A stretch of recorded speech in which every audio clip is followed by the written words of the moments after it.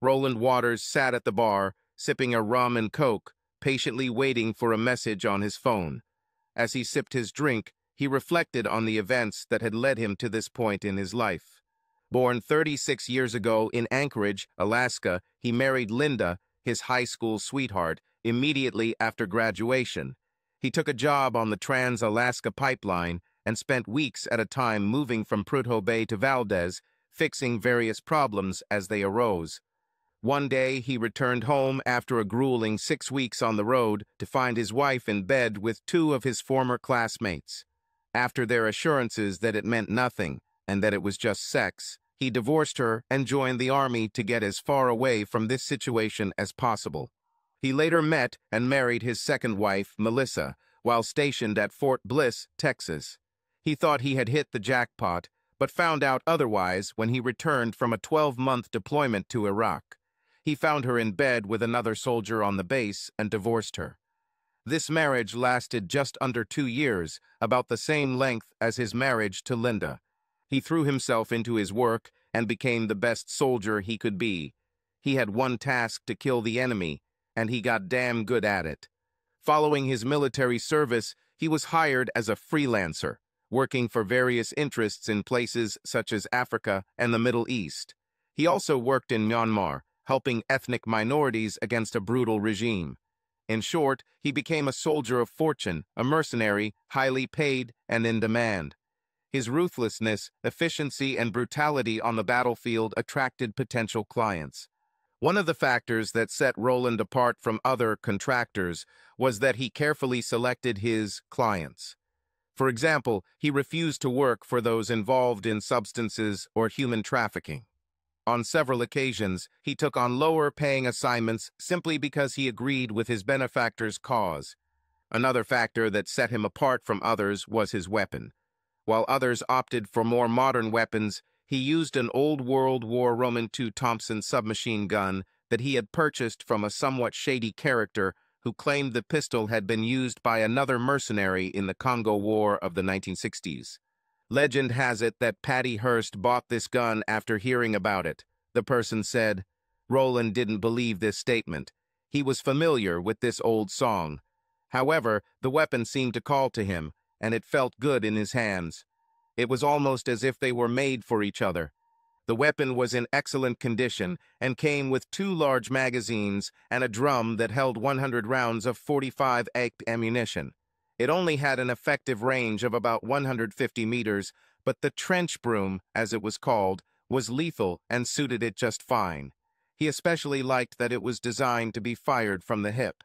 It cost him a lot of money, but it was deadly at close range and very reliable. After a decade of working as a mercenary, he grew tired of the constant fighting and returned home, hoping to leave his past behind and start a family. He became a freelance consultant for a private security company and settled down. He met his current wife, Susan, at a social event where he was hired to provide security. Susan was an attorney at the firm of Freeman and Douglas. They literally ran into each other at an event as she was heading towards the bar. He caught her when she tripped, stopping her from falling onto the hard floor. He didn't think much of it at the time, but Susan was immediately attracted to the tall, quiet, powerfully built man with a jagged scar on his face. They talked a lot that night and started dating.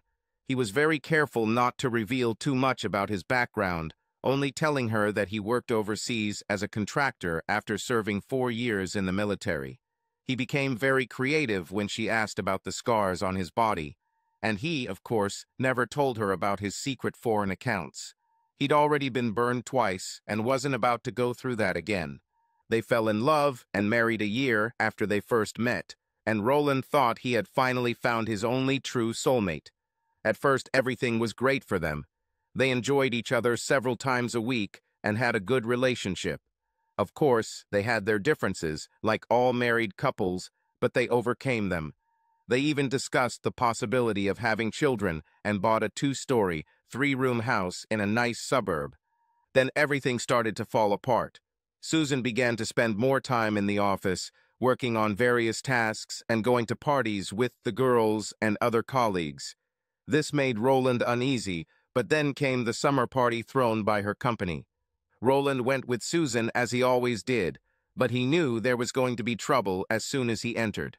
Susan introduced him to her colleagues as always, but then she introduced him to the firm's new attorney, Michael Van Owen. For a moment, Roland experienced déjà vu. He hoped that this was not the Van Owen he had known in Africa. But when he looked at the tall man with a chiseled face, his hopes were dashed. It was the same man, the man who had once hired him and fought him, but then defected to the enemy after receiving more money, supposedly from a federal agency. Several years have passed since then, but Roland was not a person who forgives easily, and he never forgot faces. Roland came face to face with the man who once tried to kill him. Van Owen extended his hand with a smirk on his face, but Roland simply walked past. Susan ran after him, calling out to him. "Roland, dear," she said, "what's happened? Why were you so rude to Mike?" Roland couldn't tell her the whole truth without revealing his real past. "I don't trust this man," he said. "Something about him bothers me. Sorry, I really can't explain." "Well, you'll have to live with it," she said. "Mike and I are working on several projects right now, and we'll be spending a lot of time together. Now gather yourself and join us at the table." "Are you working with him?" Roland asked. Susan nodded her head. "Yes," she said. "Come on, we need to get back to the party." Susan took his hand and led him back to their table. He held her for a moment. "I'm warning you, Susan, you need to be careful around him," he said. "Don't worry," she said. "I'll be careful. Now let's go, you're embarrassing me." He allowed her to lead him back to the table where they sat down. Van Owen sat down opposite them, watching Roland closely. Maybe, Roland thought, he was afraid that he might be exposed. Susan went to another table to talk with her colleagues. Van Owen leaned across the table and looked Roland in the eye. "I hope you understand that what happened in Africa was not personal," he said. "It was just business. But now that I know Susan is your wife, it's become personal. Know that I intend to do everything to take her from you." "I should have hunted you like a dog and killed you back in Africa," Roland said. "And I warn you, if you touch my wife, I will kill you." Van Owen laughed. "You are such a naive romantic, Roland," he said. "You've always been like this. I've already tasted your wife, and I intend to have her before your eyes before it's all over. And then I will fulfill the contract for you. I bet she doesn't know about your past, right? Who knows, maybe I'll tell her everything. But for today, I declare a truce for the sake of old times." "I warn you, Van Owen," said Roland. "This won't end well for you. Leave it. Leave Susan alone." Van Owen smiled, but his smile was not friendly. Susan returned to their table and looked at the two men. "I see you are starting to get to know each other," she said. "Yes, we understand exactly where we stand, don't we, Roland?" asked Van Owen. "Yes," Roland said in a neutral tone. Susan looked at them, wondering what was going on between these men. She also wondered if Mike told Roland about their affair. She knew that Roland would not tolerate her cheating, especially after what his previous wives had done to him. She sat down next to her husband, and the three of them ate their food, watching each other carefully. Susan felt as if the tension between them could be cut with a knife. After dinner and the obligatory speeches, Susan took Roland by the hand and dragged him to the dance floor. Roland hugged her tightly, feeling her body next to him. Usually he enjoyed her closeness, but not this time. While they danced, he watched closely Van Owen, who was also looking at them. "What's going on, Roland?" she asked quietly. "You are tense, like a compressed spring. Talk to me." "How well do you know Van Owen?" he asked. "We worked together on several projects." "Why?" she asked. "You didn't answer my question," he said. "How well do you know him?" "What do you mean?" she asked. "You know what I mean," he said. "Did you sleep with him?" She looked at him, shocked. "Of course not," she said. "How can you ask such a thing?" "Let me rephrase that," he said. "Did you have sex with him?" Her body twitched slightly at his question, giving him an answer. "I see," he said. "How long has this been going on?" "Roland, it doesn't mean anything," she said. "This means everything to me, Susan," he said. You know what I've been through, and you know how I feel about infidelity. I won't stand for this. Tell me, dear wife, what do you know about your lover? Not much, she said. Roland noticed that she did not deny the affair. He came to work for us about 6 months ago. They say he worked for a federal agency. Why do you ask? He's dangerous, Roland said, and if you want to have a future with me, you need to end your relationship with him immediately. She looked at him, trying to figure out what he was thinking. This is a threat, she asked. I don't make threats, he said. This is a warning, and you better listen. Otherwise, it will end badly. What do you mean? She asked. Just trust me, he said. This will end badly. For you, for him, and for us. You scare me, Roland, she said. You better be afraid, he said. What are you hiding from me, Roland? What's happening? In fact, she asked. I can't tell you, Roland said. You'll just have to trust me. How long has this been going on between you two? Not for long, she said, crying. Maybe a couple of months. A couple of months, Roland said. It's clear. Are you in love with him? No, she said. I love only you. You have a very strange way of showing it, he said. Sorry, she said. I never meant to offend you. It just happened. Bullshit, Roland said calmly, making her flinch. You could have said no, but you didn't. Please believe me, she said. I really love you, and I don't want to lose you. Okay, Roland said. Then it won't be difficult for you to part with him. Why don't you tell him to leave you alone, right here and now, in front of my eyes? Okay, she said, if that's what I have to do. That's true, he said. Let's tell him that right now. If that's what you want, she said nervously. They left the dance floor and headed back to the table. Van Owen stood watching them approach. My wife wants to tell you something, Van Owen, Roland said. Mike looked at Susan, who looked scared. Mike, he knows. We can't see each other anymore, she said. I am a married woman, and I want to remain so. Van Owen nodded his head. I see, he said, looking at Roland. Well, I guess the best man wins again, he added, holding out his hand. No offense, Roland looked at Mike's outstretched hand, frowning. Refusing to shake Mike's hand, he led Susan towards the exit. Are we leaving already? She asked.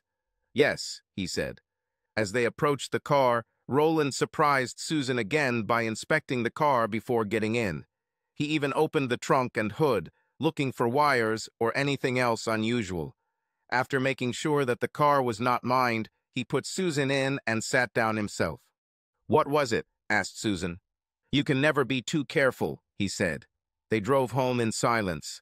Roland was furious and Susan was afraid, not knowing what her husband was going to do. She hoped that her performance at the party had convinced him enough to leave her affair alone, but she still had concerns. Looking at her husband, she suddenly did not recognize him. It was like looking straight into the face of death itself. Are we fine? She asked, afraid of what he might say. It's up to you, he said. If you stay away from Van Owen, yes. In fact, I think you should quit and find another job. I can't do this, she said. I am working on very important projects now, and if I am successful, I may be made a partner in the firm. Roland looked at her. Are you saying that your job is more important than our marriage? Roland asked. No, she said. I'm just at a key point in my career, and I can't afford to screw it up now. You have already ruined our marriage. My gut tells me I should throw you out on the street, he said. And I can still do it. If I find out you're still sleeping with Van Owen, it's over. Understood? She nodded her head. Got it, she said. But you have to tell me what's going on between you two. I already said I can't reveal this, he said. I'll just say we've dealt with each other before and leave it at that, okay? Susan nodded her head, but decided to talk to Mike. Roland decided at that moment that he would try to improve his relationship with Susan, but it would be a trust but verify situation. At the first opportunity, he contacted an old friend who specialized in surveillance.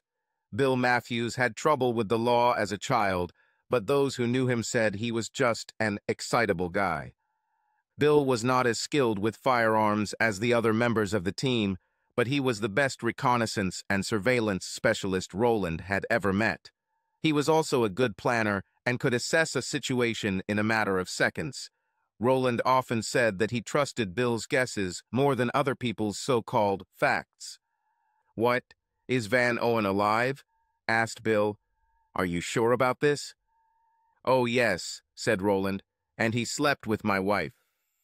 "That son of a bitch," Bill said. "What do you want from me? Whatever it is, I'll do it." "What I need now is surveillance, audio, video, everything," Roland said. "How much is it?" "Hey, I owe you my life more than once," Bill said. "Consider it a favor." "Thank you," Roland said.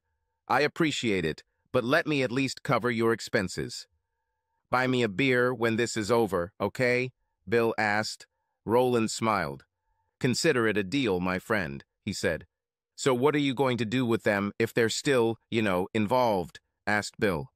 "We'll cross that bridge when we get to it," Roland said. It didn't take long before Roland had the proof he needed. A week after talking to Bill, he was holding a large envelope with photos and a USB drive with several high-definition videos.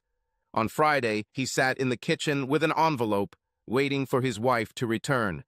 His .45 caliber pistol was also on the table. It was 6:30 p.m. when she opened the door and walked in.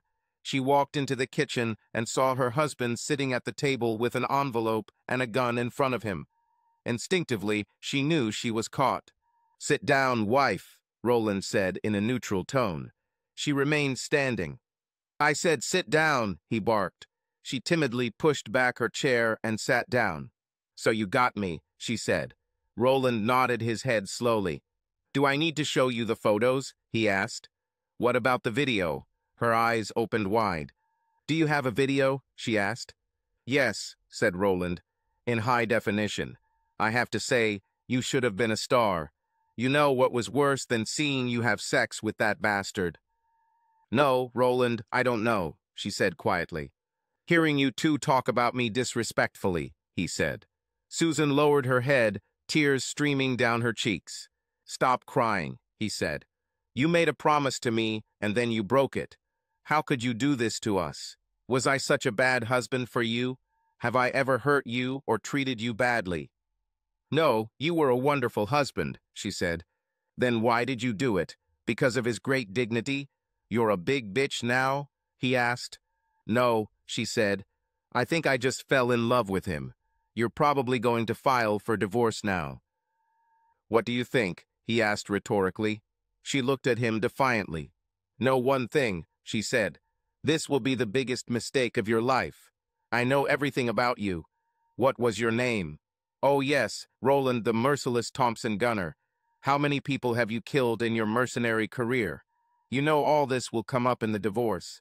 I also know that you are wanted in several countries." Roland chuckled.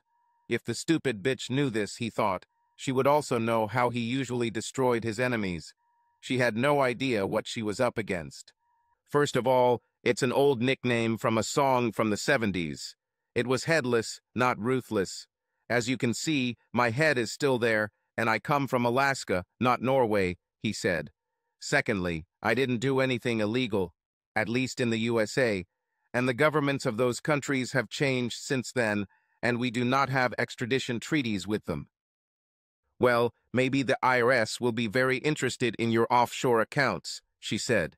You know, the ones where all your money is hidden. I'm talking about money you didn't pay taxes on. Roland smiled again. If you had bothered to look, you would have known that those old accounts were opened by your lover a long time ago, he said. And they are empty now. For many years. Her face paled as he continued. Right. Your lover was the one who first hired me into the business. Oh, he didn't tell you that, did he? I bet he also didn't tell you that he's been by my side for years. And I bet he didn't tell you about the contract to kill me. What? She asked. This can't be true. Oh, but it's true, dear wife, said Roland. He came very close to killing me. I stopped him and almost killed him, but he escaped. I haven't seen or heard from him since until I saw him at a party. Imagine my surprise. "I don't believe you," she said. "Have you seen the scar on his inner thigh? I'm sure I saw it. I saw you looking straight at him when delivered to him pleasure," said Roland. Susan's face became even paler. "I made this scar when I shot him. By the way, did he tell you that he's going to kill me?" Susan shook her head. "No," she said. "It cannot be true." "Oh, but it's true, dear wife," said Roland. "And I know he told you this because I have it all on video. I also have your answer. Do you want to take a look?" She shook her head. "So what are you going to do? Still planning on going on your little cruise with him? You know what cruise I'm talking about, the one you two planned for this weekend, telling me you had a meeting with clients out of town." "So you know about this?" she asked. "Actually, I do," Roland said. "I knew for a long time. I even took the liberty of packing your suitcase." "How do you know?" she asked. "It does not matter. What matters is what I know," he said. He didn't tell her that Bill would be on the cruise to keep him informed of their activities. "Mike is coming here to pick me up this evening," she said. Roland shook his head. "I don't think so," he said.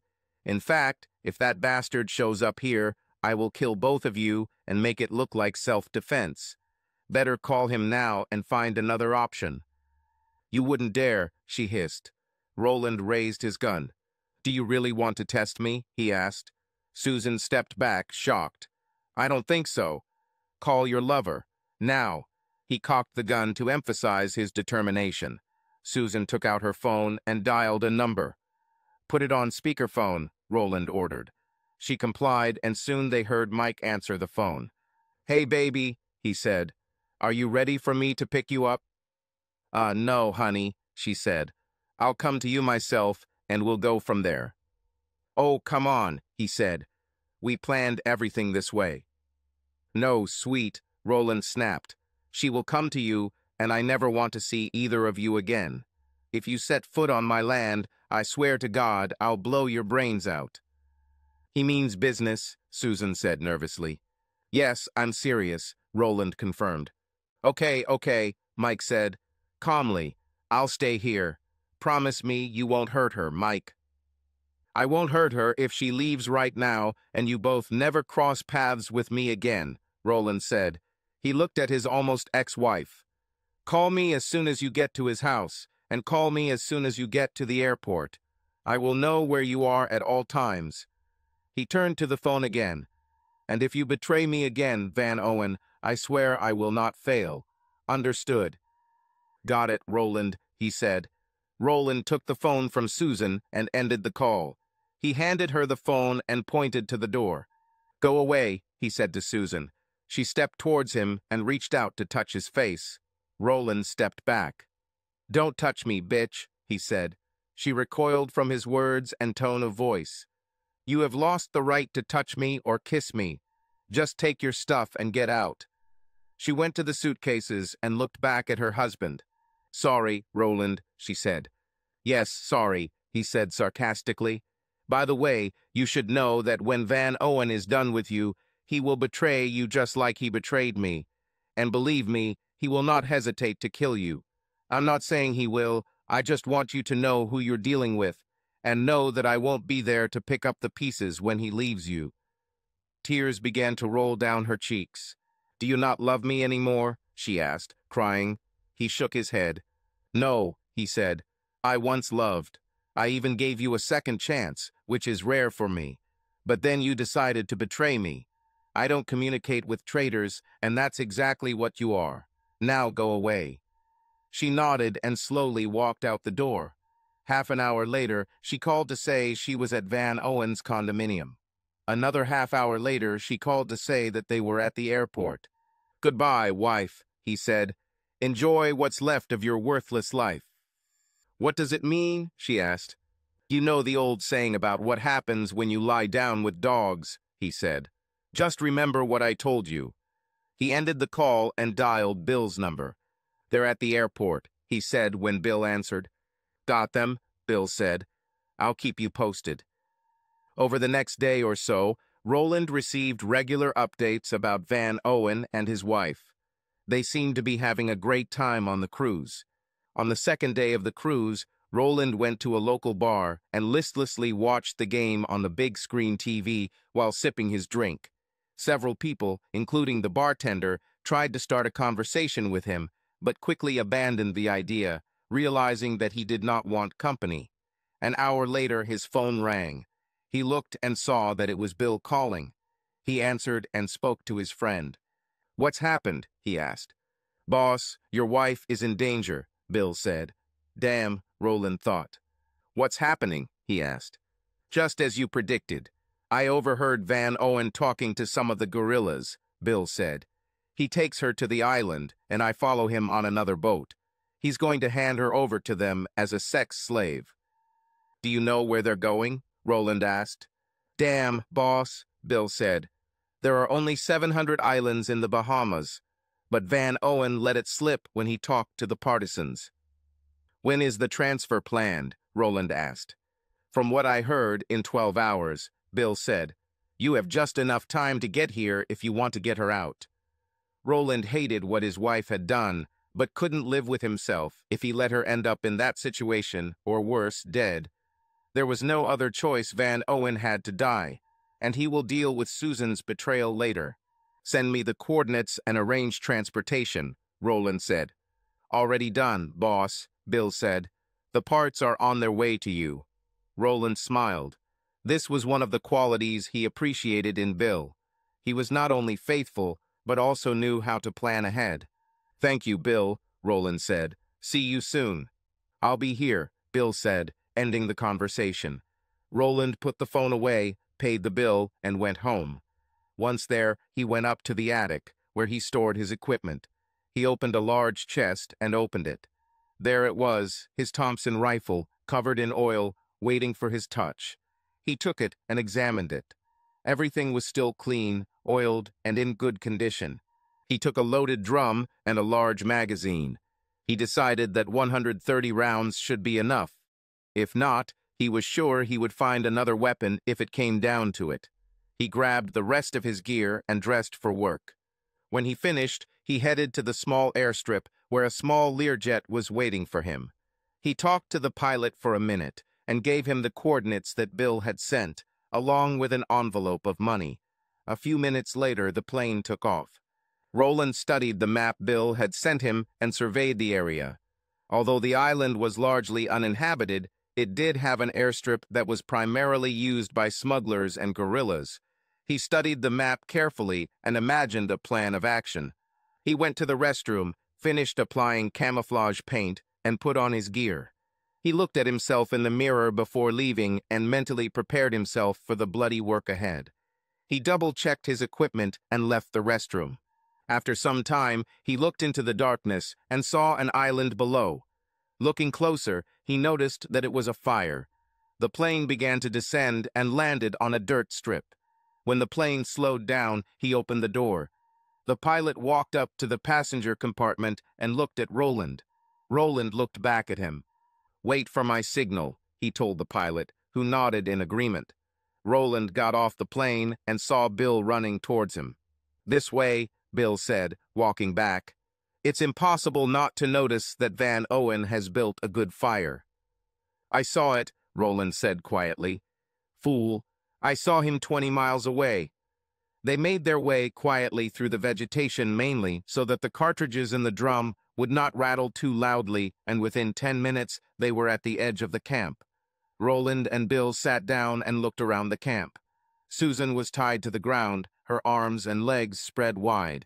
In addition to Van Owen, Roland spotted 3 guerrillas. Susan cried and begged her to let her go. "Please, Mike," she cried. "Do not do that. Don't I mean anything to you?" He laughed. "Yes," he said. "You're worth about $250,000 to me now," he added, holding up a wad of cash. "When the boss arrives, we will exchange you for the second half of my fee, and you will go live your new life. And your stupid husband can't do anything about it." The 3 partisans laughed in response. One of them stood over Susan and began to unbutton her pants. "Take it away," Van Owen said. "El Capitan wants it fresh. You know it." The partisan, sighing displeased, buttoned up his pants. Roland looked at Bill, who was holding a .45 caliber pistol, then looked at his watch. It's time to act. He gave Bill a hand signal, and they began to move quietly. They approached the camp as Van Owen and the guerrillas gathered around the fire. Roland motioned for Bill to stay behind him and take cover. Bill obediently hid, and Roland slowly approached the camp. The four men heard Roland switch the weapon to full auto, which required turning two switches, one to release the safety and the other to set it to full auto. Without saying a word, he pulled back the bolt handle, and before the guerrillas could react, he fired several short bursts from his hip, sending the guerrillas to the ground. Several partisans managed to shoot, but missed. After the guerrillas were killed, Roland pressed his weapon to his shoulder and took aim. Before Van Owen could react, Roland fired 3 bullets at him. The whole operation took just a few seconds. Roland looked around to make sure everything was okay. At that moment, he noticed Susan. One of the partisans' shots hit her in the side. Bill leaned over her as Roland watched. She looked at Roland with sad eyes. "I'm sorry," she whispered. Soon her eyes glazed over. Roland had seen enough death to know that she was dead. Bill checked his pulse and looked at Roland. "She's dead, boss," he said. "Are we going to take her?" Roland spat in her face. He thought for a moment, watching the drool running down her left eye, then shook his head. "No," said Roland. "El Capitan is waiting for a blonde to be brought to him. I think he should get what he paid for, don't you think?" "Damn, you're cold-blooded, boss," Bill said. Roland chuckled. "You know it, my old friend," he said. "Let's take her to the fire. She wanted to be with Van Owen. She could burn with him. Forever." They carried her body to the fire. Roland used wads of money to start the fire, passing 1 wad to Bill. "Consider it a bonus," he said, and Bill hid the money. They placed Susan's naked body on the growing fire, following Van Owen and the 3 dead guerrillas. "Help me collect the shell casings," Roland said. "There's no point in leaving too much evidence." After he and Bill collected the spent .45 caliber shell casings, they headed to the plane.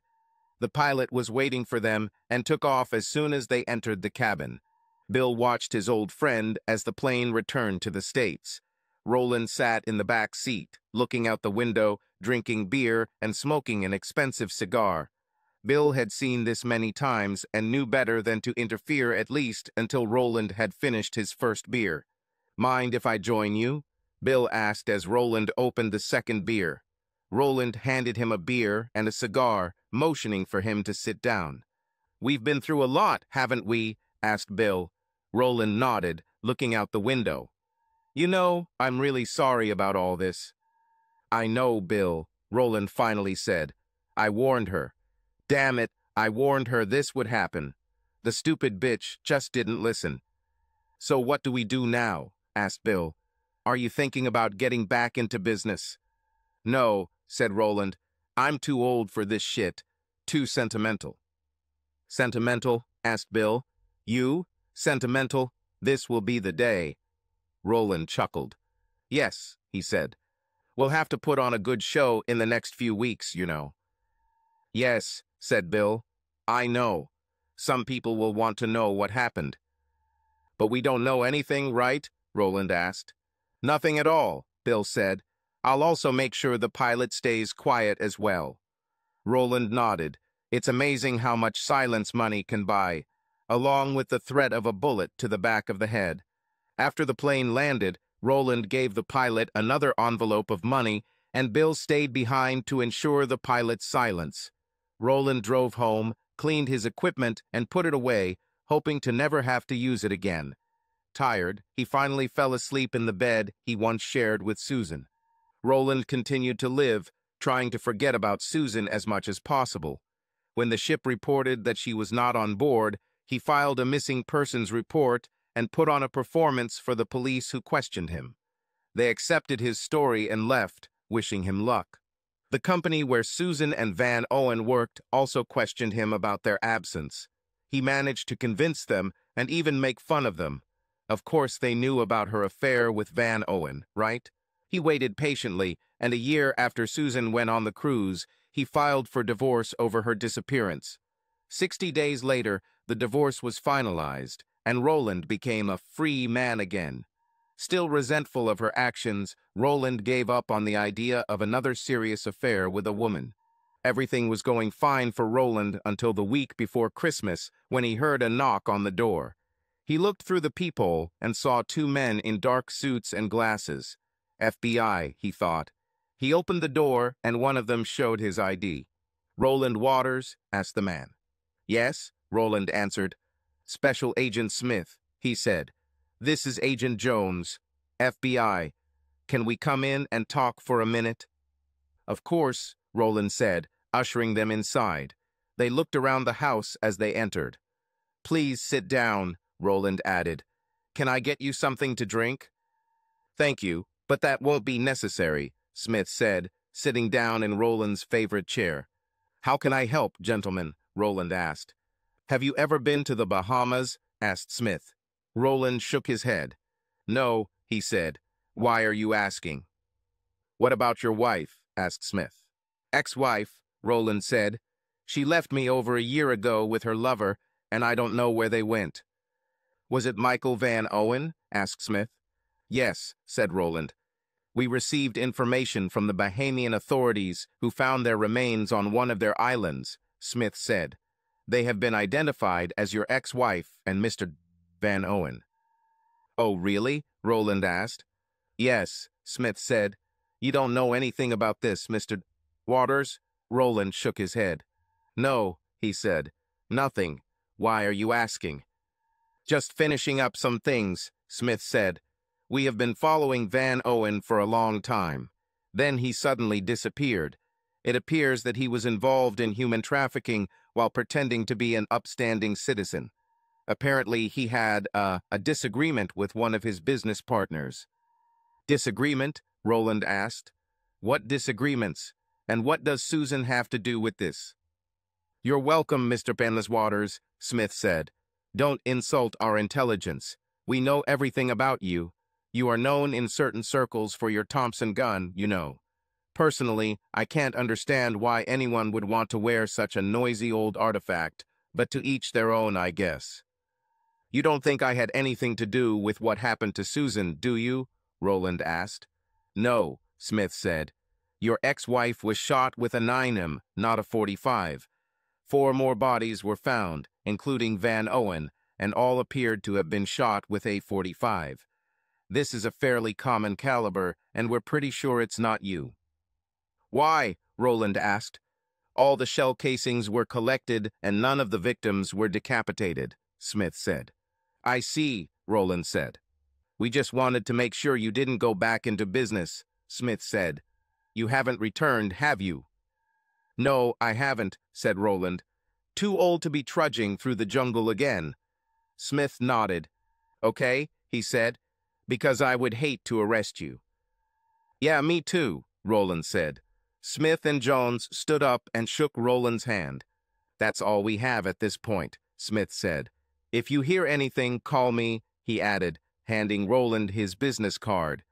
"Thanks, I'll do that," Roland said. Smith nodded. "Merry Christmas, Mr. Waters," he said as he walked out. Roland thought about calling Bill, but his friend beat him to it. "Hey, boss," Bill said. "I wanted to let you know." "I know," Roland said.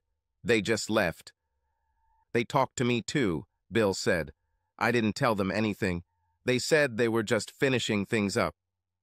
"They told me the same thing," Roland said. "Hey, why don't we grab a beer?" Bill agreed, and they met that evening at a local bar.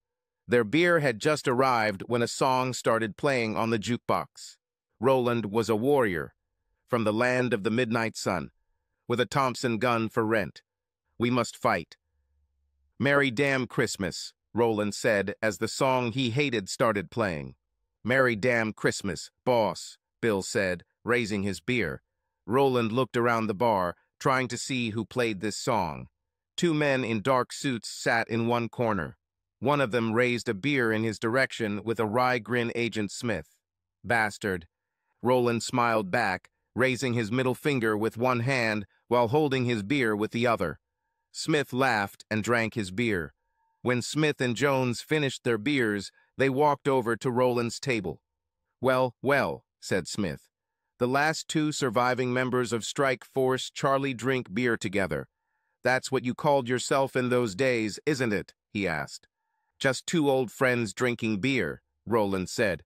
"There's nothing illegal about this, right? It's the Christmas season." "Of course not," Smith said. He pulled up a chair and sat down next to Roland. He pointed to a very attractive waitress in a short skirt. "You know, she's been eyeing you ever since you came in." "So what?" Roland asked. "Probably looking at this scar," he added, pointing to the scar on his face. "No, I don't think so," Smith said. "What do you say?" he asked, looking at Jones. Jones shook his head. "No, definitely not," Jones said. Smith turned back to Roland. "No, she has a crush on you," he said. "I'm a federal agent. I can determine this. Maybe if you play your cards right, you can get a piece of this night." Roland looked at him. "Everything is fine. We checked it. Her name is Maria. She is completely free, and she doesn't work for the Russians." Jones chuckled at this. Roland understood the reference. "You're really a comedian, aren't you? Maybe she works for you," Roland said. Smith shook his head. "No," he said. "Too beautiful. Trust me, she wants you. And best of all, you won't have to ask for lawyers, guns, or money if you contact her." He chuckled, standing up and patting Roland on the shoulder. "Keep fighting, Roland, and Merry damn Christmas." Roland laughed. "Merry damn Christmas to you too," he said. "You too, Jones." "Thank you," Jones said as he left the bar. Roland and Bill watched as the two agents left the bar. "Well," said Bill. "What do you think?" Roland shrugged. "Just two friends drinking beer," he said. His gaze shifted to the beautiful young waitress. As he watched, she smiled at him several times. "To answer your question, I think I'll still introduce myself to Maria." Bill laughed, finishing his beer. "You old dog," he said, standing up. "I'll go home while I can still walk. Good evening to you." "I will," said Roland. "Let's talk later." Bill left the bar, and Roland turned his attention back to Maria. "Merry damn Christmas to me," he said to no one in particular, gesturing for her to come over to his desk. Yes, he decided, it would be a happy damn Christmas with her in his bed.